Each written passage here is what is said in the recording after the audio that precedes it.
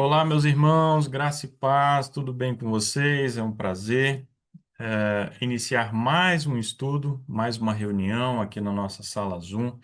Se você ainda não é inscrito no nosso canal, inscreva-se, curta, compartilhe para que essa mensagem chegue a mais pessoas. Nós estamos aqui numa série sobre a vida no campo. Temos um guia de estudos. Se você ainda não baixou, recomendamos que baixe. Se você não faz parte do nosso grupo no WhatsApp, pode deixar o seu contato aqui nos comentários, e você será adicionado então ao grupo. E sempre que marcarmos algum estudo, alguma reunião, você poderá estar aqui conosco e vai receber esse PDF também gratuitamente. É um PDF que se baseia na Bíblia, no Espírito de Profecia, e estudamos ali diferentes aspectos, né, da vida no campo. Temos estudado. Hoje é o nosso quarto encontro. E ainda teremos 10 encontros pela frente, tá bom? Tá bem? Vamos fazer uma breve oração, Senhor nosso Deus, amado Pai, muito obrigado pelo privilégio que temos aqui de compartilharmos, Senhor, aquilo que estudamos ao longo dessa semana. Abençoe todos aqueles que estarão acompanhando pelo YouTube também. Que o teu Santo Espírito nos ilumine, em nome de Jesus. Amém. Muito bem, irmãos. O tema que estudamos essa semana, cortando laços. Cortando laços, né? Não é muito fácil, né, cortar certos laços. E são diferentes laços aí que nos prendem a um estilo de vida, né? Mais do que tudo, um estilo de vida que não é o ideal de Deus para os seus filhos, especialmente no tempo do fim, o tempo que nós vivemos, né? Então, verso áureo, mas agora quebrarei o seu jugo de sobre ti e romperei os teus laços. Naum 1, verso 13. E a leitura introdutória, né, um texto de Ellen G. White. Ó, há tantos interesses egoístas, tantos laços que nos prendem a este mundo, mas precisamos cortar tais laços e estar em condições de aguardar nosso Senhor. Então, subentende-se aqui desse texto que enquanto não cortarmos, né, determinados laços, não estaremos, então, em condições para aguardar a segunda vinda de Cristo, certo? Então, essa é a nossa reflexão aí de partida, né? Cada um de nós, né, análise de consciência aí, quais são os laços que estão te prendendo ainda a este mundo, né? Todos nós nos lembramos aí da mulher de Ló. O laço que aprendia a Sodoma era tão poderoso que ela retornou, né? Eu creio que eu já comentei aí com vocês que, segundo alguns intérpretes, ela não apenas olhou para trás, mas ela voltou para a cidade de Sodoma, né? E aquele ali foi um erro fatal, né? O laço que aprendia a Sodoma. Muito bem. Primeiro tópico aí do estudo foi vencendo o laço da dúvida. Alguém gostaria de comentar como podemos vencer esse laço que é tão forte, né? O laço da dúvida.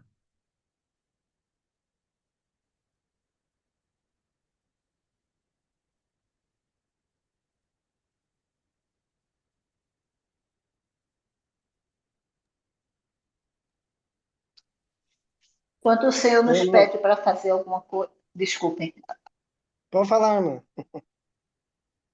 Pode falar. quando o Senhor nos pede para fazer alguma coisa,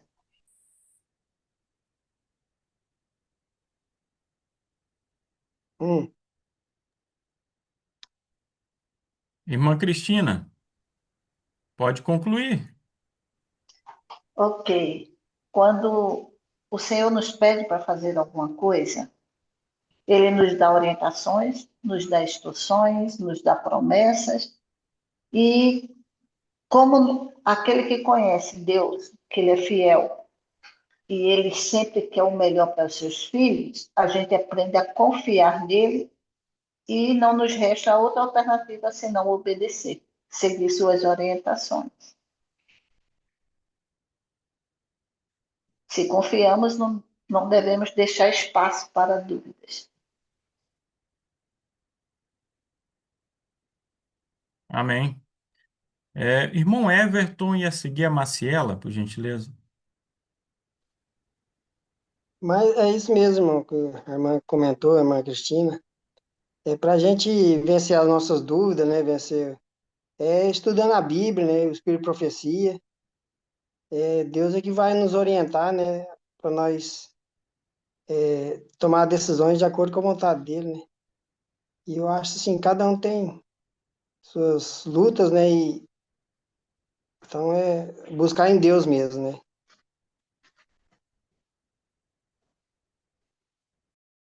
Perfeito, irmão. Isso mesmo. Sem o estudo da Bíblia, do Espírito de Profecia, não tem como não duvidar, né? A dúvida será certa. Maciela. Era basicamente isso que o irmão Everton falou. Só iremos deixar de ter dúvida quando conhecermos qual é realmente a vontade de Deus para a nossa vida, né? Através do estudo da palavra.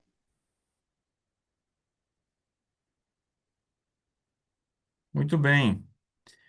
Deus sempre nos dá evidências, né? E isso é maravilhoso, porque Deus não nos exige uma fé cega. Ele, como é o Criador, né? Deus Todo-Poderoso, ele poderia simplesmente nos exigir esse tipo de fé. Olha, eu não vou dar evidência alguma, vocês precisam acreditar e ponto final. Aqueles que acreditarem serão salvos e os que não acreditarem irão se perder. Mas Deus não é assim. Deus nos dá muitas evidências do seu amor, do seu cuidado para conosco, certo?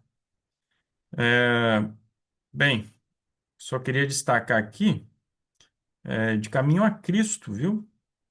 Os ensinos e restrições da palavra de Deus não agradam ao coração orgulhoso, amante do pecado, e os que não se sentem dispostos a obedecer-lhe aos preceitos estão prontos a pôr-lhe em dúvida a autoridade, né? Então, aqueles que querem se apegar ao pecado sempre encontrarão razões para duvidar, para se rebelar contra Deus, enfim. Então, que possamos sempre pedir a Deus um coração humilde, né? A experiência de Moisés no campo, tópico 2.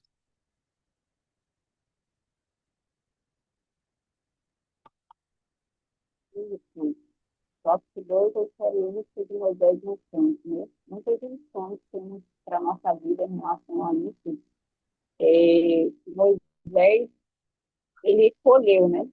Eu achei muito interessante, quero iniciar com essa passagem do Espírito de Profecia, que está em Patriarcas e Profetas, 17, assim, escolhendo antes ser maltratado com o povo de Deus do que por um pouco de gozo do pecado. Então, ali, Moisés, ele foi criado é, ali dentro da casa de Faraó, né? Tendo todas as regalias, vamos dizer assim, recebendo toda a educação filosófica, né, que a educação secular pode oferecer. E, mesmo com toda essa experiência, ele tomou uma decisão. Ele rejeitou ser chamado de filho da filha de Faraó, né? E ele optou por obedecer a Deus. Mas a educação que ele tinha, irmãos, olha que interessante, não era o suficiente ou não era a educação, o preparo ideal para a missão que ele tinha a desempenhar, a missão que Deus havia escolhido para ele, de ser um libertador. Então, olha que interessante, ele rejeitou o luxo, ele rejeitou as regalias, até ser um futuro faraó, né? Ele rejeitou tudo isso para aceitar o chamado de Deus. Mas, em meio a isso, ele abandonou um palácio para ir para o deserto, para o campo. Então, olha que interessante, né? Aos olhos humanos, ele teria ali toda a educação possível, vários idiomas que ele falava, né? Alguns autores falam sobre isso, mas Deus o tirou do meio daquilo tudo e levou para o deserto, né? Então, ali, Moisés, quero ler uma passagem aqui que eu achei muito interessante, na pergunta 3, né? Diz que Moisés aprendeu, que ele aprendeu mais plenamente a grande lição do domínio próprio e humildade. Guardava o rebanho de Jetro, e enquanto cumpria sua humilde tarefa como pastor, Deus o estava preparando para se tornar o pastor espiritual de suas ovelhas, de seu povo de Israel. Então, o campo, irmão, tem um método de Cristo para nos ensinar a ter o caráter de Jesus. E nenhuma escola secular, humana, pode nos ensinar. Né? Então, a verdadeira educação está diretamente ligada ao contato com a natureza, a aprender de Deus através da natureza.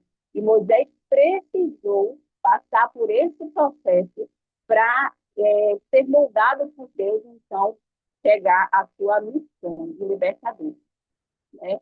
Então, olha, a pergunta 4 diz: que lição Deus quer ensinar ao seu povo no campo? Eu achei muito interessante lá em Colossenses, né? E fala que a lição que Deus quer nos ensinar a nos tirar desse conforto ou desse lugar de regalias na cidade, nos levando para o campo, é exatamente nos ensinar a desapegar com as coisas dessa terra. Desapegar com tudo que molda a nossa mente nesse mundo. E é indiscutível aqui que, na cidade, a nossa mentalidade das coisas do mundo é muito maior do que no campo. Então, a ida de Moisés para o campo teve a finalidade de sua mente as coisas da terra, as benevolências terrenas, né? As vantagens terrenas. E ali ele passou lutas no deserto, né? Tantas histórias que nós conhecemos aí de Moisés, e que o preparou para a grande missão. Então, essa é a maior lição para nós, né? Essa lição 4, né? Para nós, nesse sentido de preparar o povo, né? Abandonando. Eu quero só concluir com essa passagem da meditação Maranata, pega um 27, que diz assim: quando o povo de Deus tirar os olhos das coisas deste mundo e os puser nos céus e em coisas celestiais, será um povo peculiar, porque verá misericórdia e bondade e compaixão que Deus mostrou aos filhos dos homens. Seu amor atrairá deles uma resposta, e na vida mostrarão aos que os rodeiam que o Espírito de Deus os consola, que estão tendo suas afeições nas coisas de cima e não nas da terra. Louvado seja Deus, né? por isso, e que Ele nos transforme, que mesmo no campo nós possamos demonstrar com a nossa vida que estamos focadas com as coisas que há de vir, com um mundo, né, vindouro que Deus tem preparado para nós, e não com as coisas dessa. Ok? Muito bem.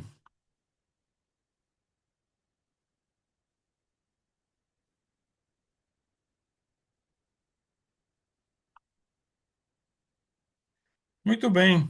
Tópico 3: um laço para levar-nos a ceder.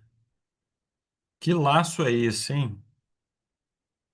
Primeiro ponto aí é o que nós devemos fazer quando recebemos uma mensagem profética. Entendemos aquela mensagem, estudamos, compreendemos e a seguir.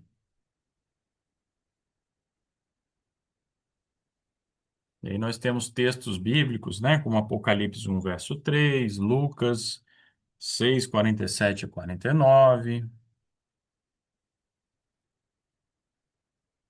Tem- Depois de compreendermos, devemos procurar colocar em prática, né? Obedecer à instrução do Senhor. Perfeito, irmão. Sem obediência, de nada vale o conhecimento, né? Verdade. Então, sobretudo ali no tempo do fim, no finzinho mesmo, né? No fim do tempo do fim, as pressões irão aumentar. Aí, D, pode ficar à vontade, irmão. Oi, boa noite. Tudo bem? Eu tinha falado com um dos administradores que eu queria ajudar a dar o tópico 3. Não sei se já falaram para você, À vontade, irmã. À vontade. que eu estudei o tópico 3. Então é muito lindo esse tema de um laço para levar-nos a ceder. E como você falou, né, irmão? Puder falar um Quando pouquinho nós, mais alto, irmão. Tá sim, baixinho. quando nós compreendemos a mensagem profética, Tá Apocalipse muito 1:3. baixo ainda, irmã Aide. Tá muito baixo. As pessoas estão no chat também falando. Tá muito baixo. Tenta falar alto, falar pertinho do seu microfone aí. Vocês já podem me escutar agora? Não. Melhor? Vixe, vou ver se eu entro e saio da reunião para ver se melhora. Perfeito. Vai lá, irmão.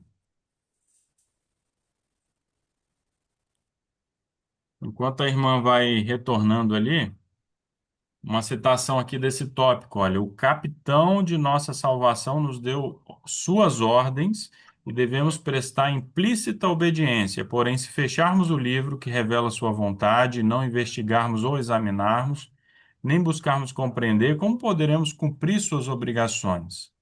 Se adotarmos essa maneira de proceder, acabaremos sendo achados em falta.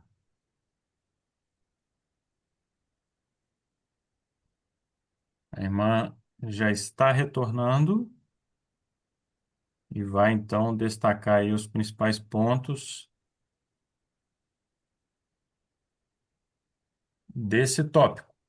Irmã Aide já está nos ouvindo? Sim, vocês podem me escutar agora melhor? Irmã, continua baixo. Nossa, Se puder, assim, falar alto, né? Falar com a voz bem empática para melhorar, tá? Porque está muito baixo realmente. tá bom. Pode escutar agora? Melhorou um pouquinho. Ah, tá. É, Fala essa alto. lição é muito importante, a lição que vocês trouxeram, porque aqui fala que quando nós conhecemos a mensagem profética, nossa atitude deve ser de guardar e escutar e seguir as palavras escritas, né?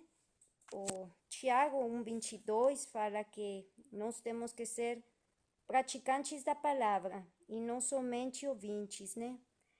Então, essa lição é muito boa porque traz à tona muitas mensagens das reformas que Deus tem deixado para nós. Aqui fala que nós temos que entender a mensagem e praticar. E quando eu escuto essa palavra entender a mensagem, eu entendo também que nós temos que saber, nós temos que também saber dar a explicação da esperança que a gente tem, como Pedro fala. Eu já escutei muitas vezes algumas pessoas que acreditam nas mensagens, né, as reformas, mas quando você pede para elas explicar, elas falam: ah, não, é que eu escutei do irmão fulano. E elas mesmas não sabem explicar, né? Então, nós também não só temos que praticar, mas também entender e saber fundamentar com a Bíblia e os testemunhos a esperança que temos aqui em nós. É, aqui a lição está falando que chegará um dia que os filhos de Deus vão ser tentados nas suas necessidades básicas, né? Apocalipse fala que um dia o povo de Deus não poderá comprar nem vender. E Satanás sabe, né, que esse é um laço muito forte de quebrar, porque nós não vamos querer deixar em desconforto ou necessidade as nossas famílias, né? Mas Deus, Ele deixou também uma solução para tudo isso que um dia vai chegar. Nós sabemos que um dia a sociedade e o sistema não estará mais a nosso favor. É por isso que Deus traz essa mensagem de vida no campo, de sair das cidades. Por quê? Para, primeiramente, para a transformação de nosso caráter e também porque Deus, mediante as suas orientações, Ele quer nos voltar em um povo autossustentável, que você plante seu próprio alimento, que você tenha sua própria mantimento de água, sua terra, para você também levar esperança a outras pessoas que precisam, mas também para você ser uma pessoa autossustentável. Um dia esse sistema não estará mais a favor dos filhos de Deus. E eu também gostaria de agregar que as outras mensagens e reformas que Deus deu também são muito importantes aqui. Reforma de educação. Se você começa a praticar a verdadeira educação em seu lar, você não corre o risco de envolver seu filho com essa educação tendenciosa e essa educação que tem agora doutrinadora. Você coloca em seu filho, no coração de seus filhos, que Deus, o Senhor, é o único e verdadeiro Deus. E aí você não corre o risco de muitas pessoas em nosso povo que eu já escutei, né, como mais ficam tristes falando, meu filho entrou na faculdade e esqueceu de Deus. Mas por isso Deus que deixou essa mensagem para nós.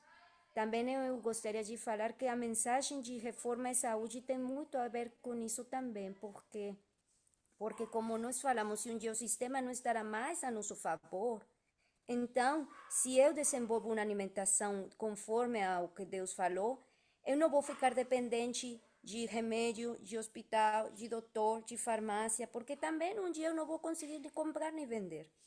E só eu vou ficar dependente disso se eu fico com o sistema também.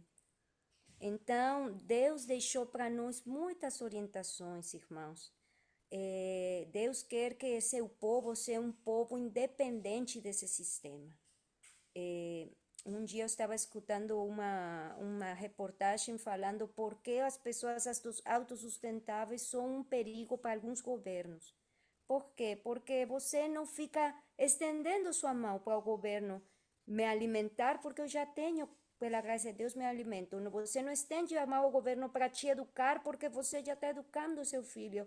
Você não estende as mãos para um sistema de saúde, porque você está cuidando de sua saúde. Então, todas as mensagens que o Senhor deixou para nós são muito boas.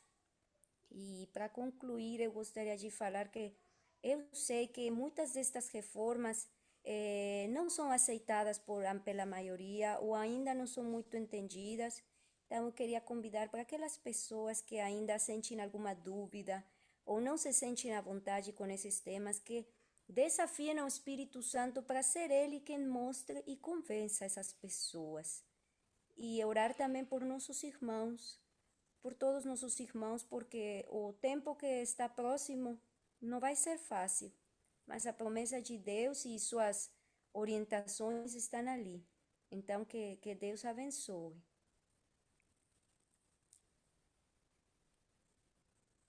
Muito obrigado, irmã. Logo a seguir, temos aí um tópico pequeno, de algum modo,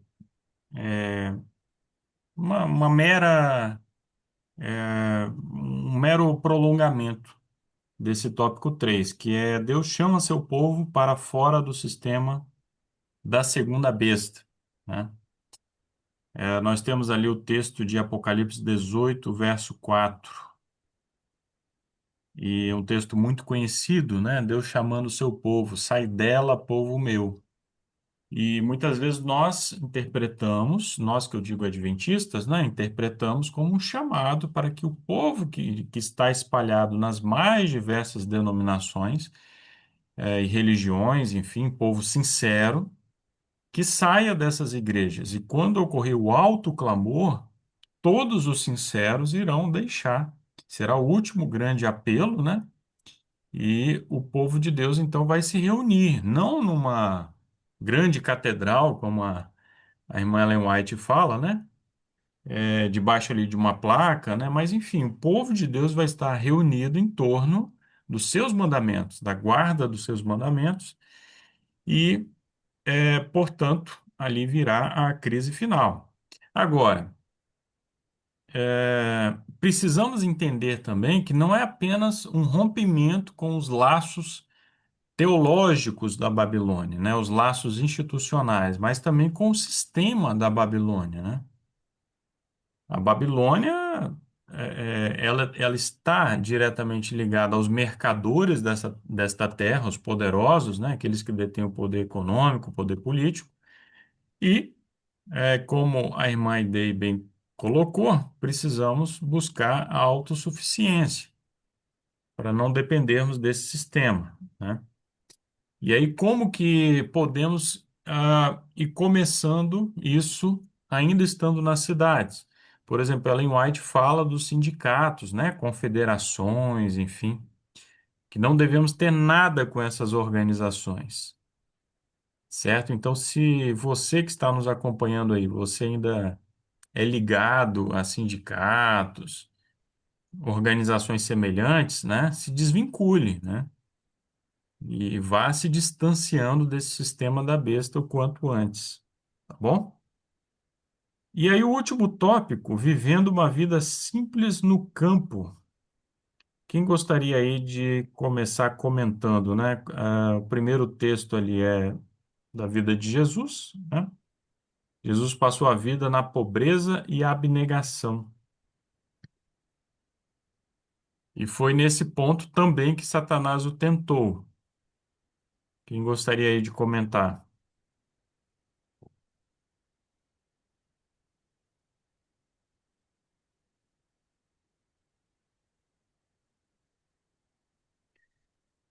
Vocês se lembram das três tentações, né? De Cristo ali no deserto. Uma tentação ligada à alimentação, uma tentação muito poderosa, foi aí que os nossos primeiros pais caíram. Uma tentação ligada a riquezas, né? Poder, riquezas, né?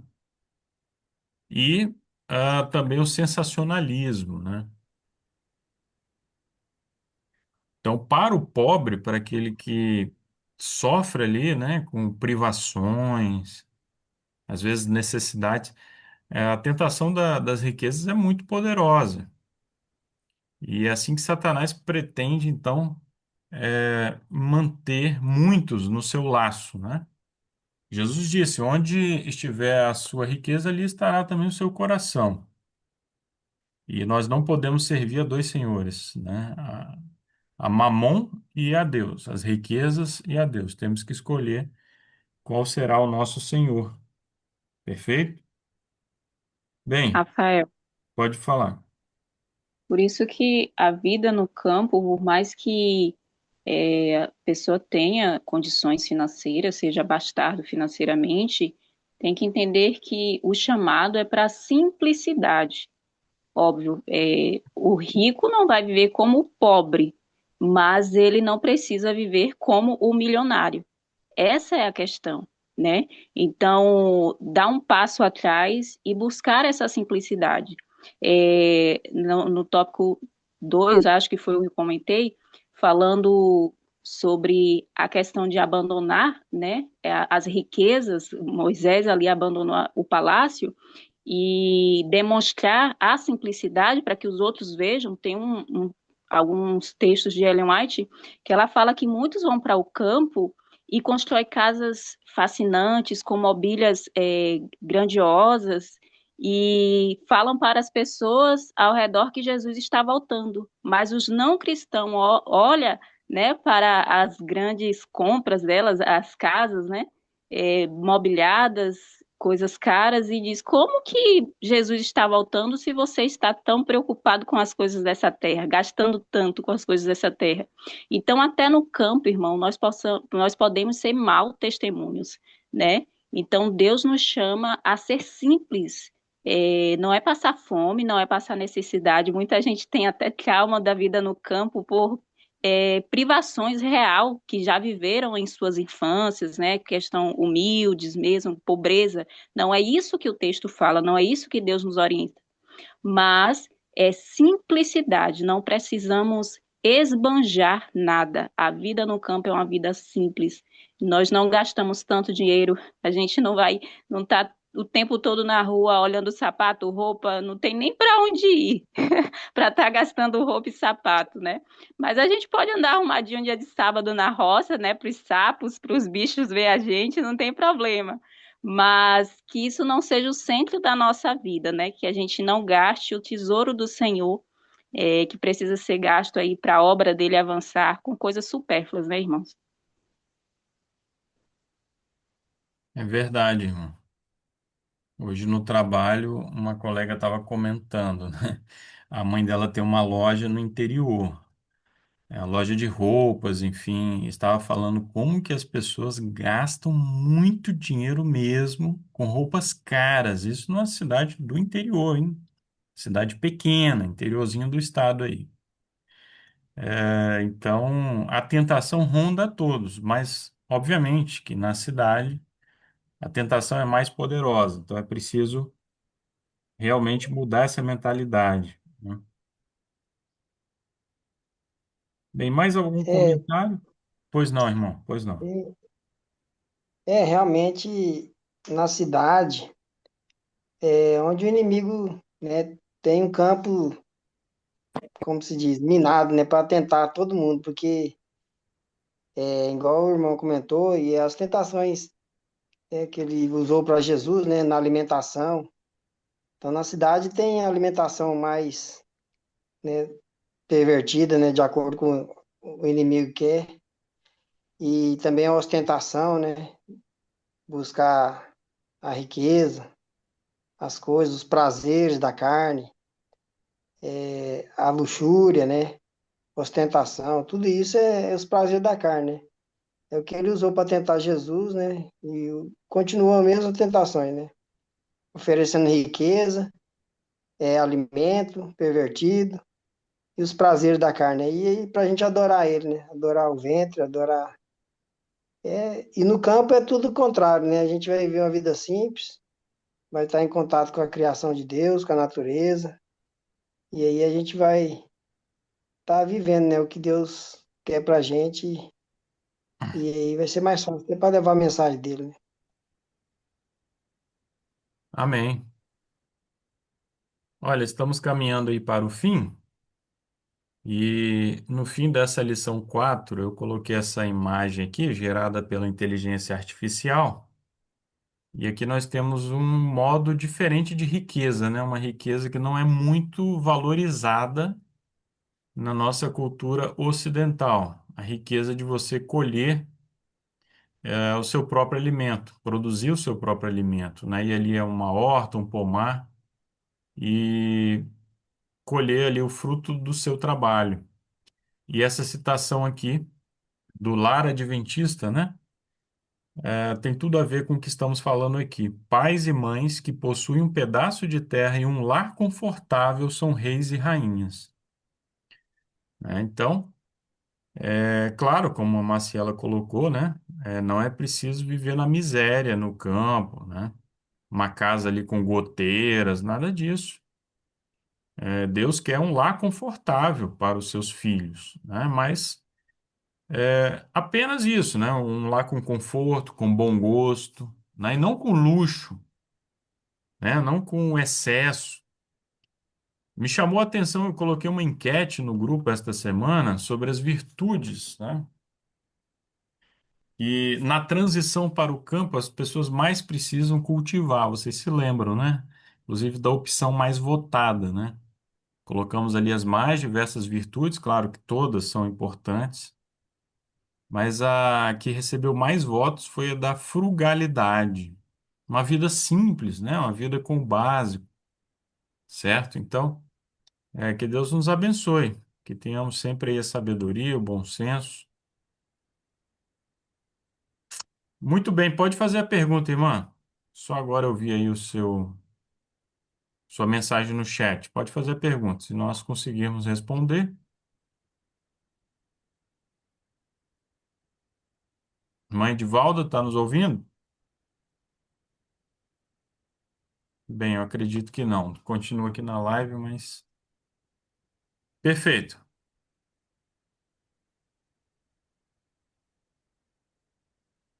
Deus abençoe a todos. Muito bem. Sim, Temos 2 minutos, irmã. Rapidinho. tá me ouvindo já? Sim, sim. Vai lá. Eu gostaria que vocês falassem sobre a gente pode formar colônias. Não. A resposta direta, clara, transparente, né, à luz do Espírito de Profecia, não, de modo algum. Tá? Temos vários textos. Ellen White fala, chega a falar em uma ou duas famílias no campo, né? E esses textos nós temos compartilhado com uma certa frequência no Ah, eu nosso gostaria, grupo. Você está no nosso grupo? estou Grupo. sim, no grupo que vocês colocaram lá para entrar nesse. Isso. Olha aqui, ó. Um dos textos é esse daqui, ó. Está no livro Vida no Campo, tá bom? Então fala ali, ó, de uma ou duas famílias no campo. Temos várias outras referências, não aglomerados, mas espalhados, não formar colônias ou se agrupar, não vos aglomereis num só lugar. Devemos ampliar, espalhar, né? Então esse é o ideal de Deus, tá? O irmão da senhora White poderia sim, poderia acontecer isso, mas no tempo agora que a gente está vivendo com tanta tragédia, tanta coisa assim assustadora, uma mulher sozinha morar só no campo, é correto? Na Não, época não de é, hoje, não é para ficar sozinho no campo, irmã. Uma ou duas famílias, né? Então, assim, poucas pessoas, né, numa localidade, né? entende? Quando a gente pensa em colônia, 4, 5, 10, 20 famílias ali, tudo aglomeradas ali. Aí começam os problemas, confusões, tá certo? Então tenha como meta assim, ter a sua propriedade, né? Com uma outra família adventista ali próxima, uma dando apoio à outra, né? Cada um com a sua propriedade, enfim, mas nada de aglomerações, nada de colônias. Esse assunto nós vamos voltar ainda, tá bom? Nossa transmissão vai cair agora. Fiquem com Deus. Deus